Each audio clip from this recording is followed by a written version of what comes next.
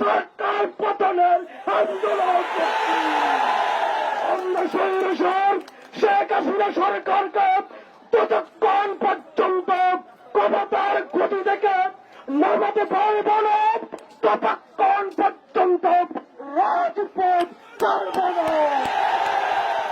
চট্টলাবাজি রাজি আছো? রাজি আছো?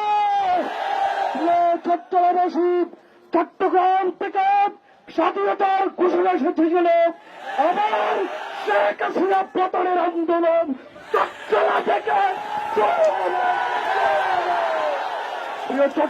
প্রিয় চট্টলাবাসী, বীর চট্টলাবাসী, আপনাদেরকে বলতে চাই, এসপেরে যাওয়ার নাম নিয়ে সরকার পালিয়েছে।